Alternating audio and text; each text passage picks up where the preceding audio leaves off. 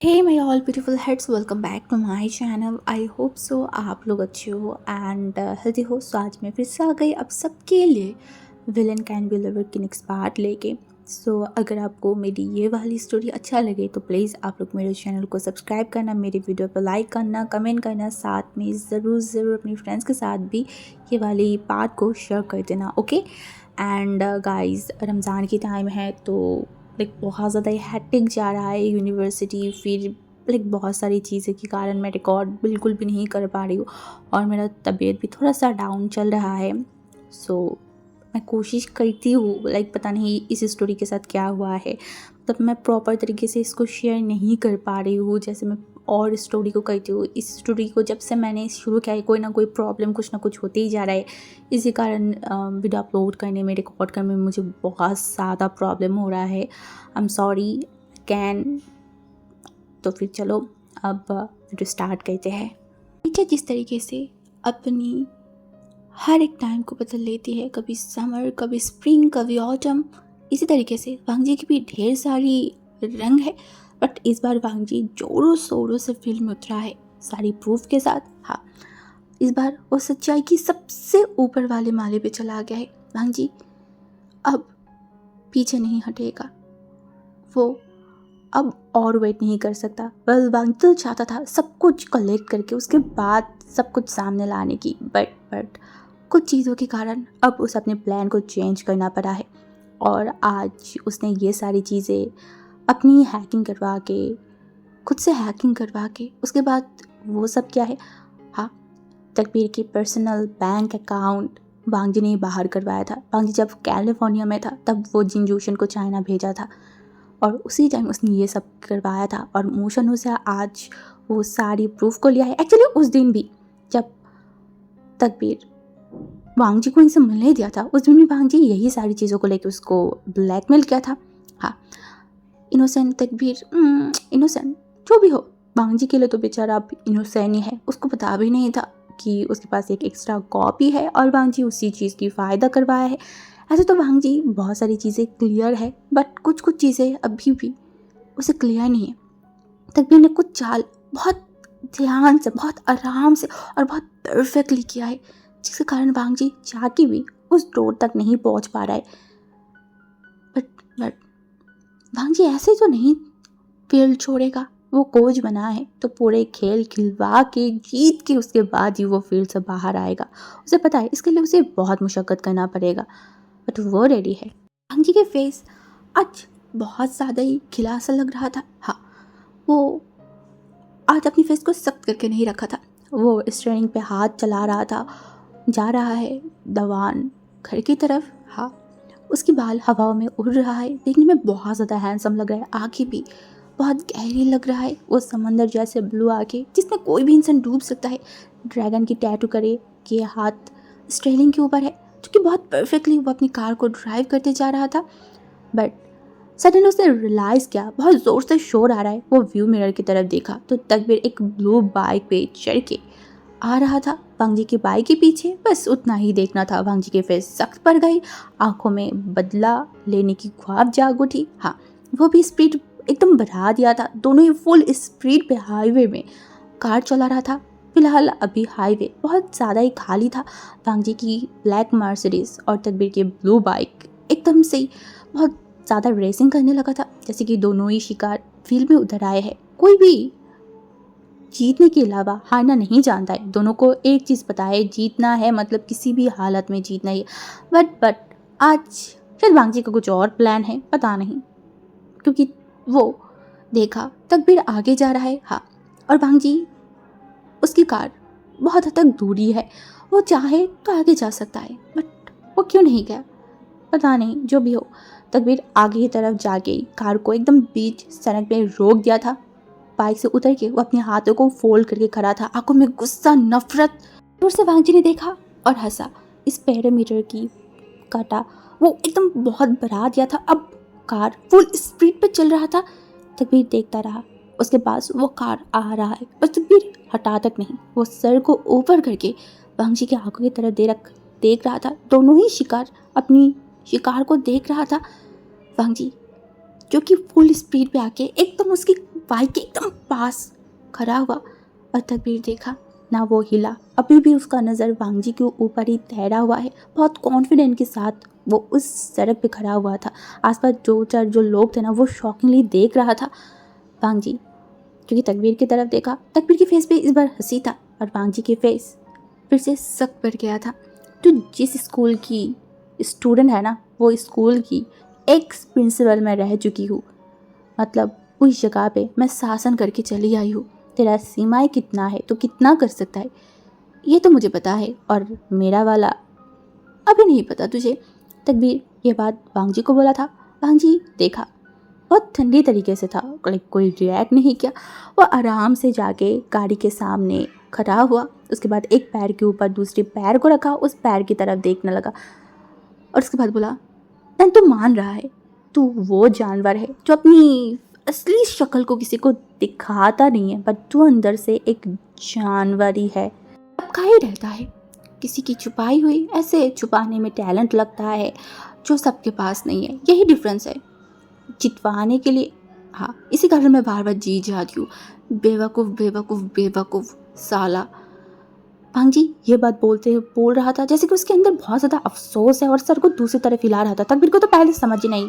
उसे बोला, क्या बोल रहा है, किसको बोल रहा है, किसको क्या? विवोशन उर्फ विंग। तकबीर की आंखें एकदम गुस्से के मारे जल उठा। वो चिल्ला के बोला, मुंह संभाल के बात कर कमीने कहीं के।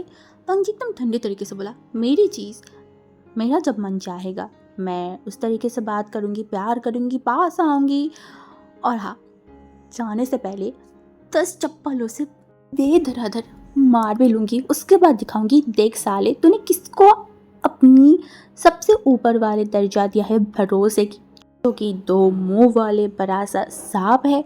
हाँ, तकबीर तुरंत देखा बोला, सब जगह पे तू लान वांगजी हो सकता है, बस इस जगह पे मैं तकबीर हूँ। मैंने उस बड़े से की जगह को मैंने खुद से कमाई है, और तूने नफरत भरी जगह से, वो भी अपने बिहेवियर के कारण। मैं ज़िंदगी में अगर उसके लिए सब कुछ छोड़ सकती हूँ तो मैं ही वो तकबीर हूँ जो सब चीज़ों को बर्बाद कर सकती हूँ। हट जा मेरे सामने से। वांगजी अपने लिप्स में बाइट किया, बोला ओके, बट ये चीज़ ना सोचना भी बंद कर दे, क्योंकि तेरा भी दिन आएगा। और मैं सोच भी रही हूँ कि तेरे लास्ट दिन मैं तुझे कैसे मारूंगी। ऐसे तो मुझे समझ नहीं आ रहा है, बट अच्छा खासी तरीके से मैं तुझे मारूंगी, जैसे कि आसपास के लोग देख के भी डरे के डरे रह जाए। कुछ टाइम रुका, उसके बाद बोला, क्या बोला तूने? मैं उसे हट जाऊँ? How funny. फिर से तकबीर की एकदम फेस गंभीर सा हो गई। उसे बोला, जिस आंखों में तू आशाएं देख रहा है ना, उसमें कोई फ़ायदा नहीं है। वो आंखों में तू एक जहर है। अब वांगजी ने देखा, बोला, जिस आंखों में मैंने अपने लिए जहर बनाई है ना, उस आंखों को ही मैं पानी भी बना सकती हूँ। ऐसे मैं जहर पी के भी जिंदा रह सकती हूँ, बट तू आग में जल के कैसे रहेगी? हाँ, उस चीज़ को देखने की इंतज़ार है। तकबीर थोड़ा सा हंसा और उसके बाद बोला, जिस आंखों में मैंने बर्बादी देख पा रही हूँ ना, उस आंखों की जहर को या फिर उस आग में जल कर राख करना भी मेरे लिए परफेक्ट होगा। सडनली वांगजी हाथ से लगा, फूट के हंसने के कारण उसका पूरा बॉडी शेक कर रहा था, और तकबीर उस इंसान को देख रहा था जिससे वो अपनी ज़िंदगी में सबसे ज़्यादा नफरत करता है। और उसके बाद उसने बोला, हंस मत कमीने, तू हंस मत, वही मेरा है और वो मेरा ही रहेगा, तो कभी उसे मुझे सीन नहीं सकता। वांगजी हंसा और उसके बाद तकबीर की तरफ देखकर बोला, बेचारा, कोई बात नहीं, जब मेरे बच्चे तुझे मामा मामा कह के बुलाएगा ना, तब अपनी बाप बनने की सारी आशाएं को, सारी होप को छोड़ देना। तकबीर क्या है, वांगजी की तरफ देखा गुस्से में। हाँ, बट इस बार तकबीर की फेस में थोड़ा स्माइल आई और अपनी गुस्से को कंट्रोल करते हुए बोला, आप होने की जो जगह है ना, उसे कमाना पड़ता है अपनी ओमेगा से परमिशन लेने के लिए, वो तो मैं कर ही लूँगी। और रही बात तेरी, तो अपना सोच, वो जगह तुझे कभी मिलेगी? I have already done everything. अब तकबीर अपनी दांतों को खींच लिया था। अंजी फिर से हंसा, शर्म नहीं आती है? हाँ, शर्म नहीं आती है? ओमेगा को लेके ऐसे बात करता है? अंजी की आंखें भरी भरी, वो नाटक करने की जैसे बोला, तौबा तौबा अपनी ही चीज़ों के ऊपर, या फिर मैं बात करूँ तो पाप होगा क्या? अगर ऐसे पाप होगा तो मैं 24 घंटे में 20 घंटे ऐसे पाप करने में मैं तैयार हूँ। सुबह की शावर लेने से शुरू करके रात की शावर लेने तक मैं वो पाप कर सकती हूँ तो इतनी गंदा है, इतनी गंदी दिमाग लेके रात में सोती कैसे है। जी अपने लिप्स में पाउट किया, एकदम छोटे बच्चे की तरह बोला, ऐसे कैसे, क्या मतलब है, मैं तो तेरी भाई के पास ही सोती हूँ। मेरे भाई मतलब कौन, और कौन, विभूषण। तकबीर जो कि गुस्से में उसकी तरफ देखा, बट फेस पे एक अजीब सी स्माइल था, बोला ओमेगा सेल करने वाले इंसान के मुंह से और अच्छी बात मैं कैसे होप कर सकती हूँ। ओह रियली ब्रो, अच्छा चल, फिर भी मैं मान ली साला कि मैं पैसे की दे के पैसे लेके मैं ओमेगा को सेल करती हूँ, बट जो भी मेरे पास आते हैं वो अपनी मर्जी से आते हैं और उसके बाद मैं करती हूँ। बट तू क्या, तू तो डायरेक्ट पैसे के लिए कोई भी इंसान की जान ले सकता है ना। हाँ जानवर कहीं के, पहले प्रूव कर कि मैंने ये सब किया है। तकबीर थोड़ा अजीब तरीके से हंसा, पॉइंटिंग करने के लिए, बट वांग जी एकदम नॉर्मल तरीके से हंसन, बोला आहा पता नहीं ये मैं कब तक कितना प्रूव करूँ और कितना अपने आप को रोक के रखूँ, पता नहीं कब मेरे हाथों से क्या निकल जाए। तो अपने आप को ज़्यादा ही समझदार समझता है। हाँ खून की मिट्टी में अपनी बॉडी को रंगवा के तो आया है मेरे साथ पंगा लेने। हाँ पाप तूने भी कुछ काम नहीं किया है।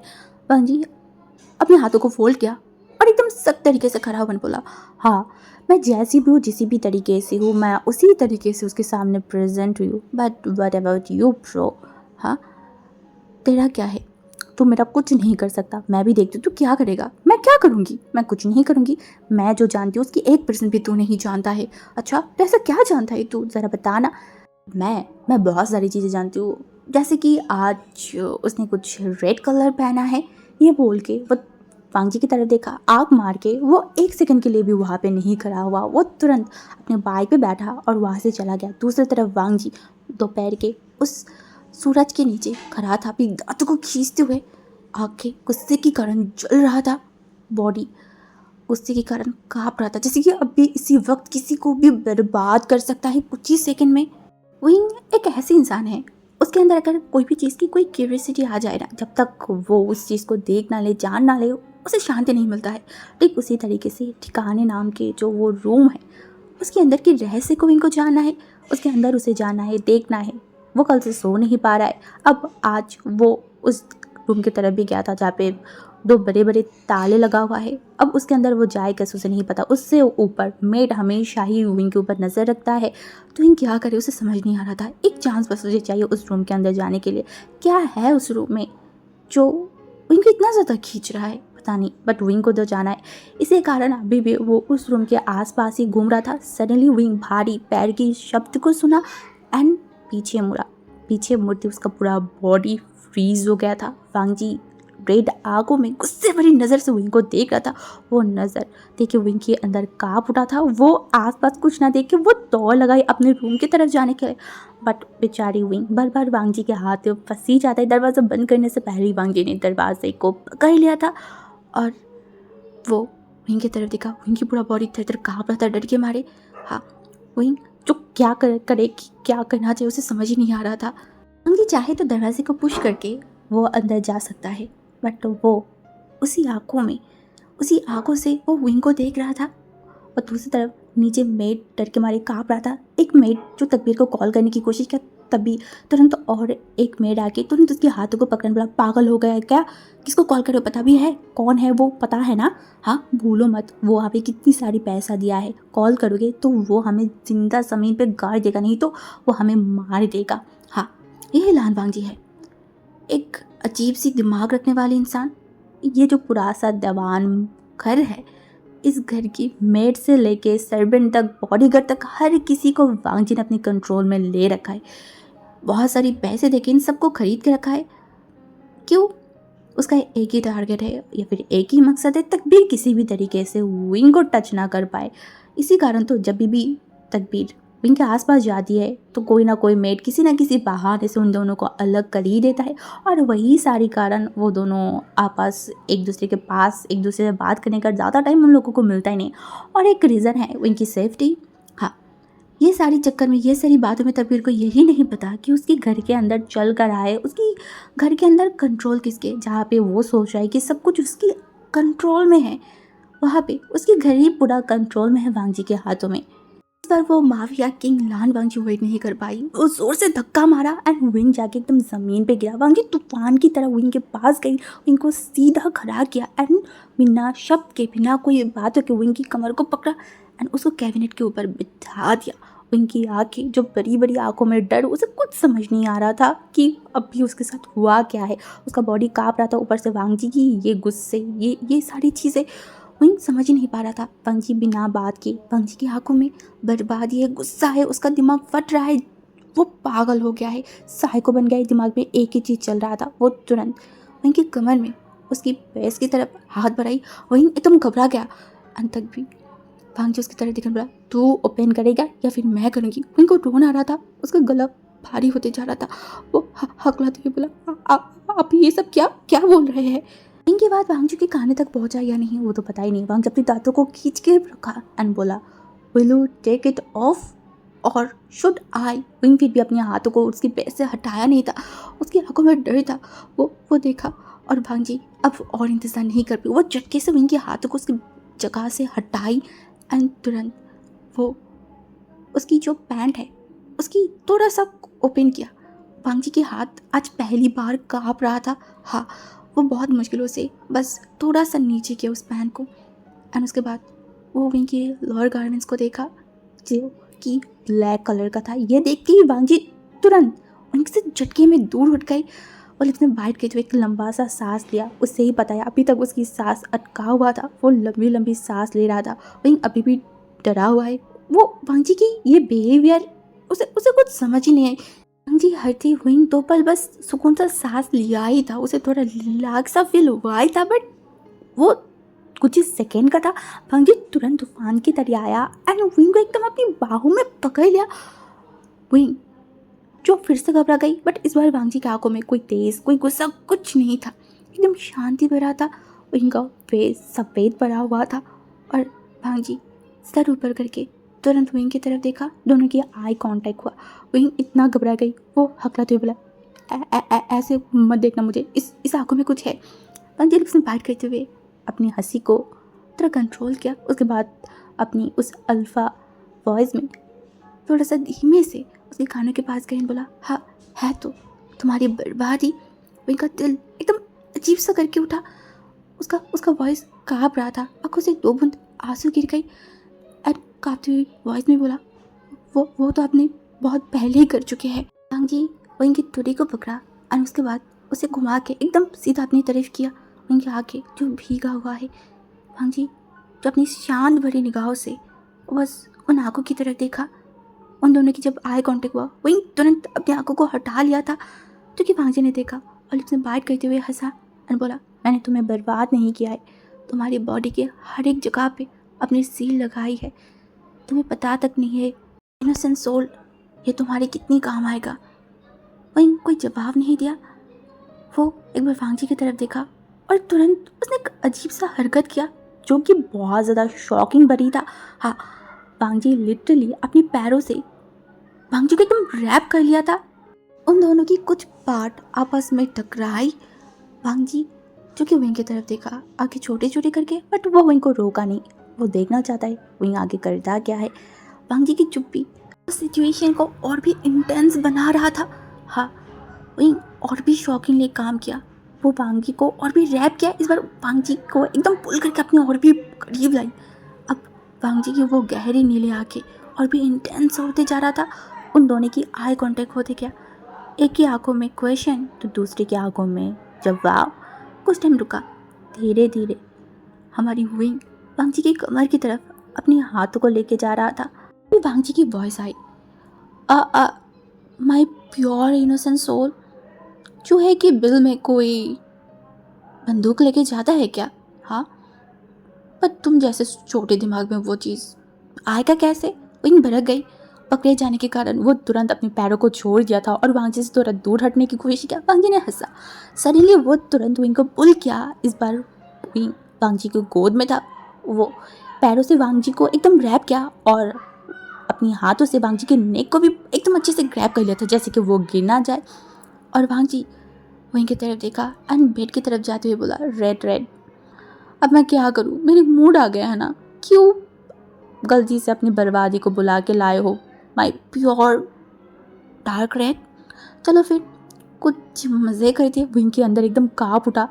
वो तुरंत वांग जी के गले छोड़ दिया और गुस्से में बोला, छोड़िए मुझे, छोड़िए, मैं बोल रही हूँ ना, बदतमीज़ इंसान। बट थोड़ा सा भी शर्म नहीं है क्या?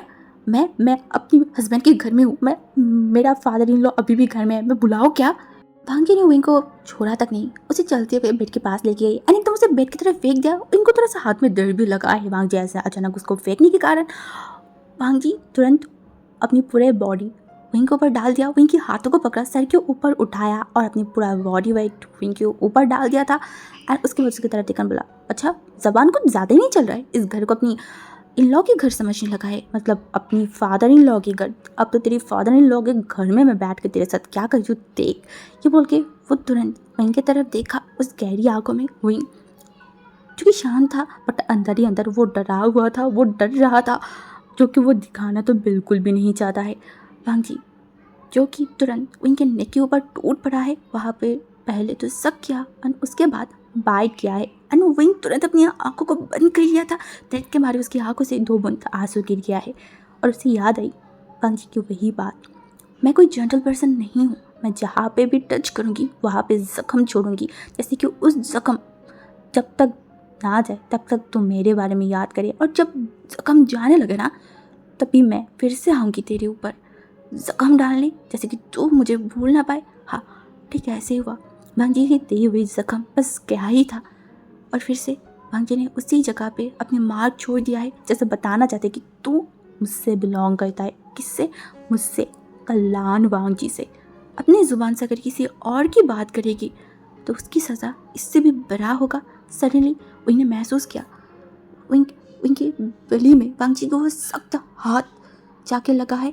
उसे बहुत दर्द सा फील हुआ क्योंकि वांग जी ने उसकी पहले को बहुत कस के पकड़ा हुआ था। दर्द के मारे एक अजीब सा साउंड किया और वांग जी उसके फेस पे हंसी आई और उसे बोला, जस्ट द वे बेबी।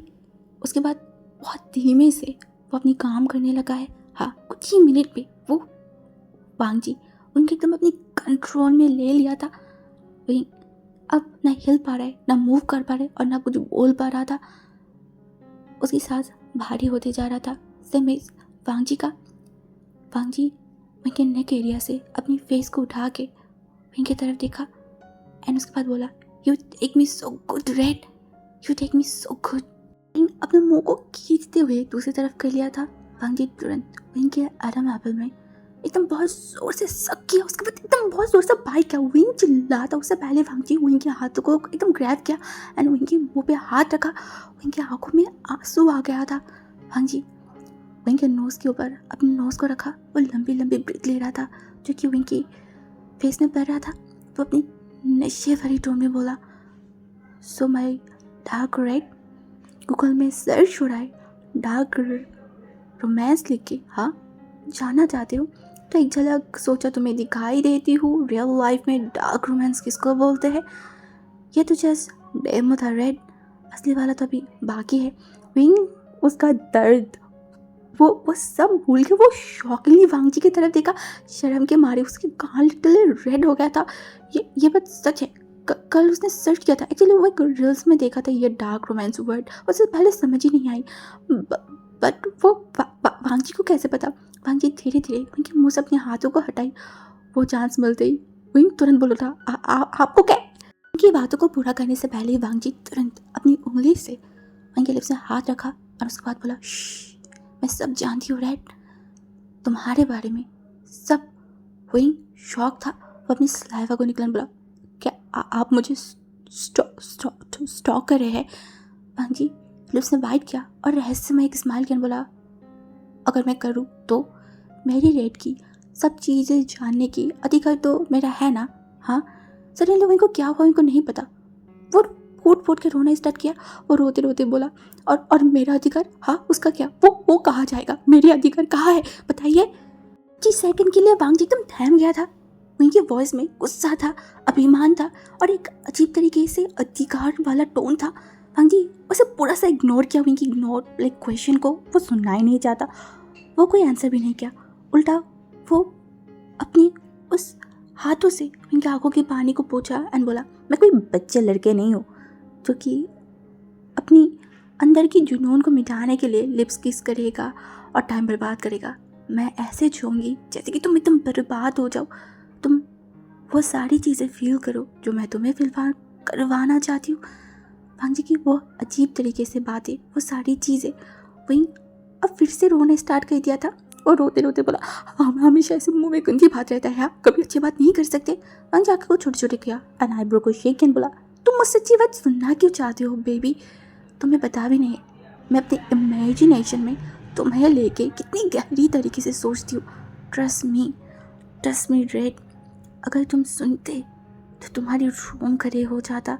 वहीं लाइक शॉकिंगली या फिर नफरत से वो अपनी मुंह को एकदम हटा लिया एंड बोला, I hate you but I eat you darling. वहीं तुरंत भांग जी की तरफ देखा, भांग जी उस फेस की तरफ जो कि एकदम शांत था, वहीं रोते हुए बोला, अब मुझे बदनाम कर रहा है। पता नहीं भांग जी को क्या हुआ, उसका जो दिमाग अभी शांत था वो 1960 डिग्री घूम गया एंड वो तुरंत गुस्से में विंग की ठुड़ी को पकड़ा एंड बोला, इस दुनिया में वो शख्स सिर्फ मेरी बदनामी को भुगतेगा।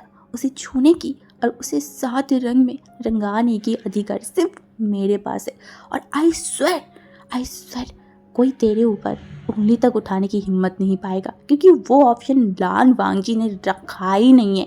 तो बदनाम होना है तो मेरे सामने, क्योंकि दुनिया वाले बदनाम करेगा वो अधिकार उन लोगों के पास है ही नहीं, और ना वो औकात उन लोगों के पास है।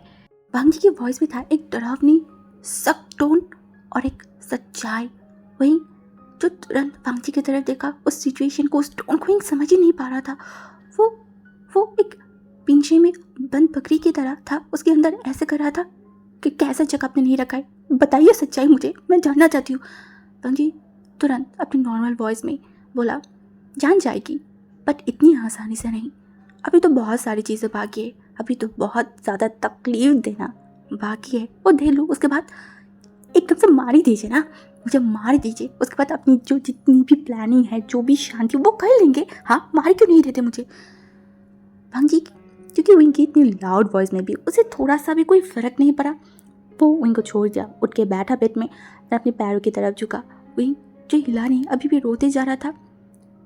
वांग जी कुछ टाइम रोका और उसके बाद बोला, अगर वो कर पाती ना तो बहुत पहले ही कर दी थी, बट वो नहीं कर पा रही, और बेवकूफ़ मैं वो ना करने के कारण अपने अंदर ही जल बुन के राग हो रही हूँ। वहीं जो कि वांग जी को देख रहा था, वांग जी जो कि अपने पैर की जो सॉक्स है, जो स्मेली सॉक्स था, उसको खोल के विंग के मुंह के ऊपर फेंक मारा था। विंग को ऐसा फील हो जैसे कि वो वॉमिट कर देगा उस लाइक सॉक्स की गंदी स्मेल के कारण। वो तुरंत उसको फेंका एंड बोला, ये सब क्या है?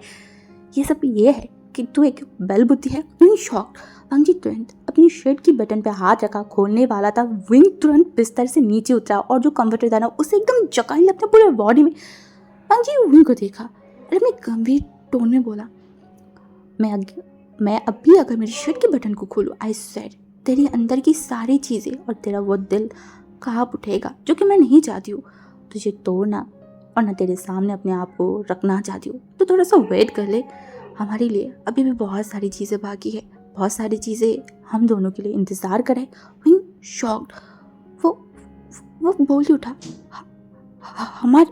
हमारे इस टाइम पे ऐसे जवाब वांग जी उसके आंसर करना ज़रूरी नहीं समझा। वो सीधा खड़ा हुआ और दरवाजे की तरफ जाने लगा। जिसे प्यार किया जाता है उसे प्रोटेक्ट करवाया जाता है, उसे दिल खोल के प्यार करना चाहिए, उसे पक्षी की तरह आसमान में उड़ने देना चाहिए। अगर वो पक्षी उड़ के अपने पास आए तो वही प्यार होता है। प्यार का मतलब प्योरनेस होती है, एक गहरी फीलिंग होती है। वांग जी रुक गई, बट वो पीछे नहीं मुड़ा और अपनी गंभीर टोन में बोला, क्या होगा? अपने मुंह से 1000 बार प्यार बोल के भी अंदर से वो खोखला हो, वहाँ पे प्यार हो ही नहीं। इसके कारण प्यार को जाहिर नहीं करना चाहिए, प्यार को फील करवाना चाहिए, जैसे कि सामने वाला इंसान अपनी टच, अपनी आंखें, अपनी हर एक बिहेवियर को समझ पाए कि वो इंसान उसे कितना ज़्यादा प्यार करता है। वो कुछ टाइम के लिए रुक गई। वो उसके बाद वांग जी की तरफ जाने लगा। वो दोनों पास तो थे बट फिर भी बहुत ज़्यादा दूरिया था। भांजी पीछे नहीं मुड़ा, वो विंग की परछाई को देख पाया था। विंग रोते हुए बोला, संभाल के तो नहीं रखा, छोड़ तो दिया किसी और के हाथों में। विंग के ऐसे सवालों से भांजी कुछ मिनट के लिए थम गई। उसकी फेस पे आ गई एक अजीब तरीके से हंसी और उसके बाद अपनी गंभीर टोन में बोला, मैं लान भांजी अपनी चीज़ों को कभी छोड़ती नहीं हूँ। हाँ, हो सकता है कि वो मुझसे दूर रहे, पर वो मेरा ही रहेगा। और अगर रही वो मेरी फेवरेट पसंदीदा चीज़ तो लान भांजी अपनी चीज़ों के लिए पागल है। कुछ टाइम रुका बोला, खुले बालों में जैसे ओमेगा को बहुत ज़्यादा प्यारे लगता है और दूसरे अल्फाए उसे अट्रैक्ट होती है। वो जितना ज़्यादा बुरी बात है उतना ही गलत टाइम में अपने प्यार को जाहिर करना उस रिश्ते में उतना ही ज़्यादा डेंजरस होती है। इनकी अंदर एक अजीब सा ही फील हो रहा था। ये उसे क्यों हो रहा है उसे पता नहीं। वो 2 कदम और आगे आई और तभी उसने सुना वांगी के एक अलग सा टोन, जहाँ पे उसने उसको बुलाई, विंग जान, मैं रेड दहम गया विंग। उसका अंदर अजीब सा फील हो रहा था। वो बहुत मुश्किलों से बोला, बस उतना ही काफ़ी था। वांगी कोई जवाब नहीं था, ना वेट किया, लंबे लंबे कदम लेते हुए वहाँ से चला गया। विंग कुछ टाइम तक खड़ा था। वो भांजी को जाते हुए देखा। जब भांजी उसकी आंखों की सीमाएं से बाहर चला गई, उसकी फेस पे एक अजीब से स्माइल आ गई। कुछ टाइम बाद वो स्माइल और भी रहस्यमय हो गई। अपनी फेस को सख्त किया और धीमे से बोला, आपको जो करना था आपने किया, आपने कर लिया, अब बारी मेरी है। अब करूँगा वो मैं जो मुझे करना है। गाइस, आज के पार्ट इतना ही रहेगा और कल के पार्ट से स्टोरी और भी ज़्यादा 60 डिग्री टर्न लेने वाला है। लाइक कौन किसकी अगेंस्ट जाएगा, कौन किसकी साथ ऐड होगा, कौन कैसा प्लानिंग करेगा, विंग क्या सोच रहा है, वांगजी के दिमाग में क्या सोच रहा है, बहुत सारी चीज़ें कल के पार्ट से शुरू होगा। और शायद बोल सके कि तकदीर की बर्बादी की घड़ी या फिर उसकी सच्चाई सामने आने की घड़ी कल के पार्ट से ही शुरू होने वाला है। सो स्टोरी तो आगे बहुत सारी इंटरेस्टिंग होने वाला है और आप लोग थोड़ा सा इंतज़ार कीजिए, आप लोगों को पता चल भी जाएगा कि आगे क्या होगा। बट हाँ, इस स्टोरी थोड़ा मिस्टीरियस सा है तो आप लोगों को सब्र करके सुनना होगा। लाइक आप लोग, मुझे पता है कि बहुत सारे लोग चाहते हैं कि विंग एंड वांगजी की मूवमेंट ज़्यादा दिखाया जाए, बट ये नोबल है। ऑफ कोर्स सबकी पार्ट अलग अलग सा होती है, बहुत सारी कैरेक्टर्स है, बहुत सारी कैरेक्टर्स और आने वाले हैं, बट नोबल है तो ये सब तो रहेगा ही। और फिर से मैं बोलूँगी, जिनको पसंद नहीं है वो लोग स्किप कर सकता है। इस स्टोरी के पहले पार्ट से लेके अभी के पार्ट तक मैंने ये बात बार बार बोलती हुई आई हूँ कि ये एक डार्क रोमांस बेस्ड स्टोरी है, डार्कनेस है एंड बहुत क्रूलनेस भी है। फर्स्ट पार्ट से लेके अभी तक हमने देखा भी है और शायद आगे भी रहेगा। बट जिनको डार्क रोमांस पसंद है, क्योंकि जब एक इंसान एक चैनल चला दिए तो उनकी चैनल में है ना तो डिवाइड किया हुआ सब्सक्राइबर रहते हैं, किसी को ये पसंद होती है तो किसी को वो पसंद नहीं है। इनमें से 50% को अगर डार्क रोमांस नहीं पसंद है तो 50% ऐसे होते हैं जिनको वो पसंद है। तो हम जैसे जो एक्सप्लेनर है उन्हें दोनों ही चीज़ को देखना पड़ता है, दोनों चीज़ को देख के फिर वीडियो को एक्सप्लेन करना पड़ता है।